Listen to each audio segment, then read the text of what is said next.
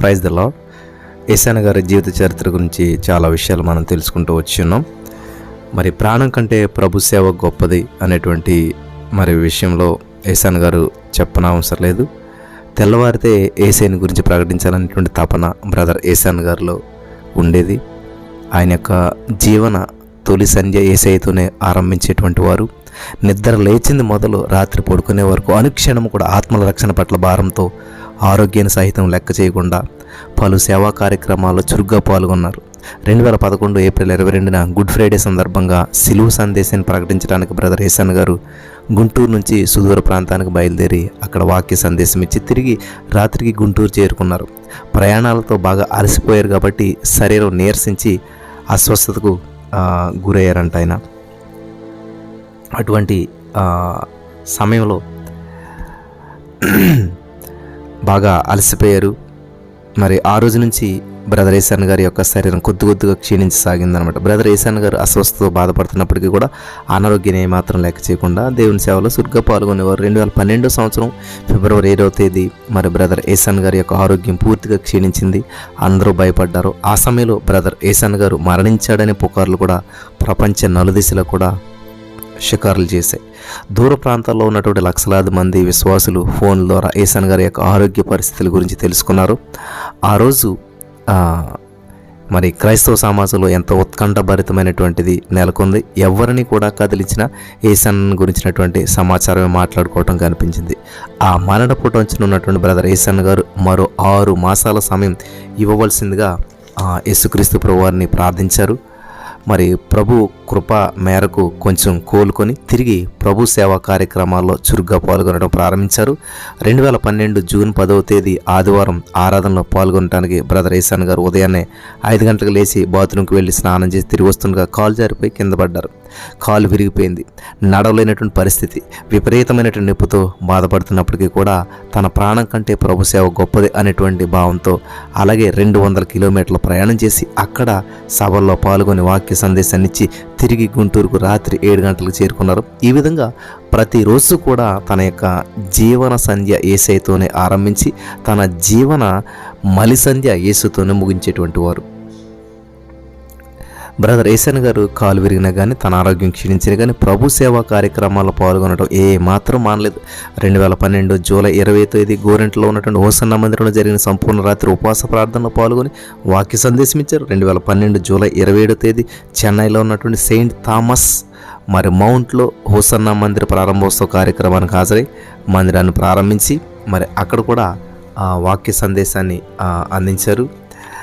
తర్వాత నశించిపోతున్నటువంటి ఆత్మల రక్షణ కొరకు ఆకలి దప్పులతో దివారాత్రులు సేవ చేసిన బ్రదర్ యేసయ్య గారి ఆరోగ్యం రోజు రోజుకు క్షీణించసాగింది. ఆగస్టు మాసం ప్రవేశించింది.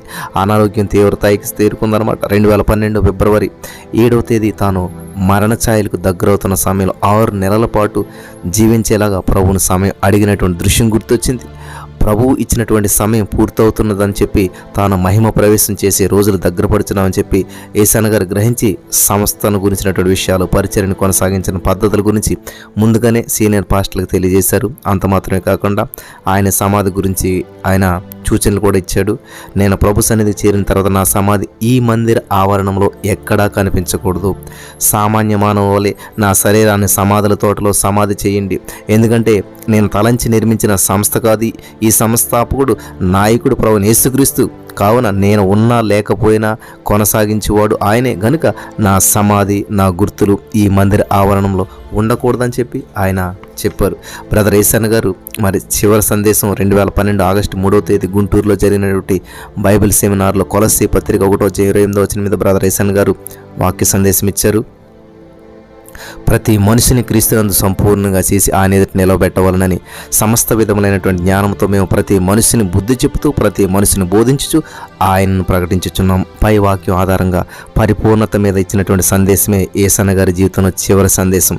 అమూల్యమైన సందేశం, అపురూపమైన సందేశం, సేవకులకు మరి అవసరమైనటువంటి సందేశం. ఈ సందేశానంతరం నా పిడికిలతో అన్నం తినే శక్తి ఉన్నంత కాలం మరి సువార్త ప్రకటిస్తానని చెప్పి నశించిపోతున్న ఆత్మల రక్షణ పట్ల ఆయనలో దాగి ఉన్నటువంటి ఆకలి దప్పుల గురించి తెలియజేసి సేవకులను ప్రభు సేవకు ఎంతగానో ప్రోత్సహించారు. బ్రదర్ యేసయ్య గారి చివరి శ్వాస మరి విడిచే సమయంలో సీనియర్ పాస్టర్లు అయినటువంటి బ్రదర్ జాన్ వెస్లీ గారు, పాస్టర్ అబ్రహం గారు, పాస్టర్ ఫ్రెడ్డీ పాల్ గారు, పాస్టర్ రాజు గారు, pastor Ramesh, pastor Anil, pastor Sagar తదితరులు బ్రదర్ ఏసన్ గారు వద్ద ఉన్నారు.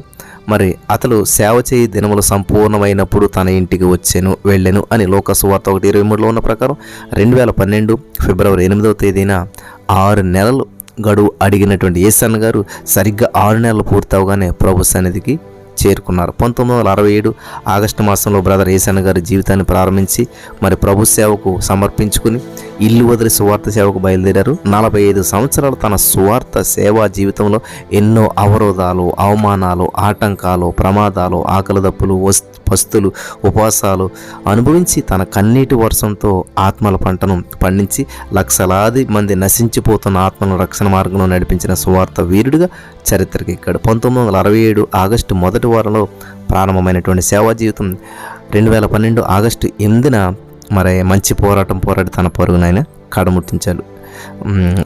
మొదటి తిమోతి 4:7-8 ఉంటుంది కదా, మంచి పోరాడుతున్న పరుగు కరమెట్టించింది, విశ్వాసము కాపాడుకుంటుంది, ఇక మీదట నా కొరకు నీతి కిరీటం దాచబడి ఉన్నది. బ్రదర్ ఏసన్ గారి సమాధి కార్యక్రమం సందర్భంగా మరి లక్షలాది మంది మరి ప్రజల గుండెల్లో వెలిసిన దుఃఖ మేఘాల ఆకాశాన్నంటి కన్నీటి వర్షం కురిసింది. మిట్ట మధ్యాహ్నం వేళ సూర్యుని చుట్టూ వలయంలా ఏర్పడింది. ప్రకృతి తన ప్రగాఢ సంతాపాన్ని తెలియజేసింది. ఈ అపురూప దృశ్యం లక్షలాది ప్రజలలో ఆశ్చర్యం కలిగించింది. ఏసన్న గారు గొప్ప దైవజనుడు కాబట్టి సూర్యుని చుట్టూ వలయం ఏర్పడిందని చెప్పి పలువురు అభిప్రాయం మరి దేవుని మహింపరిచారు అభిప్రాయపడి, నేడు ఏసన్న గారు మన మధ్య లేకున్నా ఆయన వ్రాసి సంకల్పన చేసినటువంటి కాలం చేసినటువంటి పాటలు సజీవంగా మన మధ్య సంచరిస్తూ ఉన్నాయి. మొదటి దశలోనికి 4:14 యేసు మృతి పొంది తిరిగి లేచినని మనం నమ్మిన యెడల అదే ప్రకారం యేసును నిద్రించిన వారిని దేవుడు ఆయనతో కూడా వెంటబెట్టుకుని వచ్చును. హల్లెలూయా. బ్రదర్ ఏసన్న గారి వాక్య సందేశాలు ఒక ప్రత్యేకమైన శైలిలో ఉంటాయి. నా యేసు, నా ప్రభువు, నా ప్రియుడు, నేను ప్రకటించున్న నజరేయుడైన యేసు అంటూ వాక్య సందేశం ప్రారంభిస్తారు. ఏసన్న గారు ఉపమానం లేకుండా ఏమీ బోధించలేదు. మత్తయి సువార్త 13:35 ప్రకారం ఇక్కడ యేసు ఉపమానం లేకుండా ఏం బోధించలేదని మత్తయి 13:35 ఉంటుంది కదా. బైబిల్ చెప్పిన ప్రకారం ఏసన్న గారు అందరికీ అర్థమయ్యేటువంటి సరళలో తన సుదీర్ఘ సేవా అనుభవంతో వాక్యాన్ని ఉన్నట్లుగా బోధించేటువంటి ఉత్తమ బోధకులు, పామరులకు సహితం అర్థమయ్యే విధంగా ఉపమానాలతో వాక్యం బోధిస్తూ లక్షలాది మంది జీవితాలను ప్రభు దగ్గరకు నడిపించినటువంటి దైవజనులు ఏసన్న గారు సువార్త సభలకు ఎక్కువ ప్రచారం లేకుండానే ప్రజలు తండోపతండాలుగా వచ్చేట వలన ఆ ప్రాంగణం అంతా కూడా ప్రజలతో కిక్కిరిస్తూ వచ్చేది.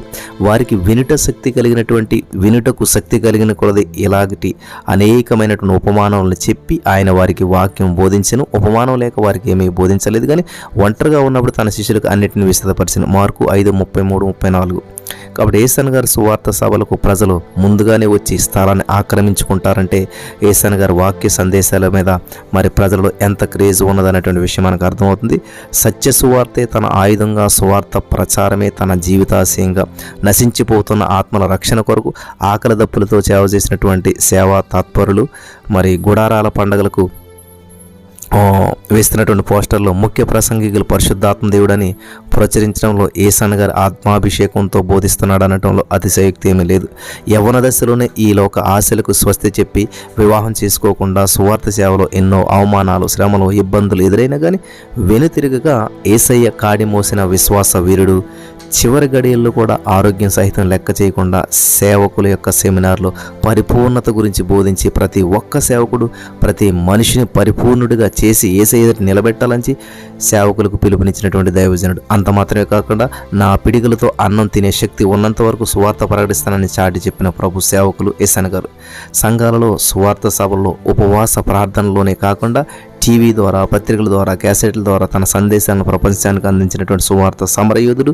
భారతదేశంలోనే కాకుండా South Korea, Holy Land, Italy, ఐగుప్తు, Singapore, Malaysia, South Africa, America, Canada, Japan మొదలైన దేశాలకు కూడా మరి పర్యటించి అక్కడ సంఘాల్లో, సెమినార్లో, సువార్త సభలో వాక్య పరిచయం చేసి భారత క్రైస్తవ సువార్త కీర్తి కెరటాన్ని ఎగరేసినటువంటి సువార్తోద్యమ సారథి బ్రదర్ ఏసన్న గారు. బాల్యంలోని తల్లిదండ్రులకు, బంధుమిత్రులకు దూరం అయిపోయి మతి స్థిమితం లేక దురాత్మ చేత పీడించబడినటువంటి 7 సంవత్సరాల పాటు ఆకలితో అలమటిస్తూ చెత్త కుప్పల్లో వేసిన ఎంగిలి విస్తరాకుల్లో మెతుకులను ఏరుకొని తిని దుర్భరమైన జీవితం జీవించారు. కడుపు నిండా తిండి లేక, కంటి నిండా నిద్ర లేక, తీవ్రమైన అస్వస్థతకు గురై రక్తం కక్కుకొనుచు మరణ ఛాయలకు సమీపిస్తున్న సమయంలో యేసయ్య తనపై చూపిన ప్రేమకు దాసుడై తన జీవితాన్ని సువార్త సేవకు సమర్పించుకుని నాటి నుంచి తుది శ్వాస విడిసే వరకు తన సాక్ష్యాన్ని కాపాడుకున్న విశ్వాస వీరులు యేసన్న గారు. హెబ్రీ పత్రిక 11:4 అతడు మృతి నుండి ఆ విశ్వాసము ద్వారా మాటలాడుచున్నాడు. దేవునికి స్తోత్రం కలుగును గాక. మరి ఈ విధంగా యేసన్న గారి జీవిత చరిత్ర మనం ఇంతవరకు తెలుసుకున్నాం. ఈ రోజుతో యేసన్న గారి జీవిత చరిత్ర ముగిసింది. దేవుడి నామానికి మహిమ కలుగును గాక. ఆమెన్.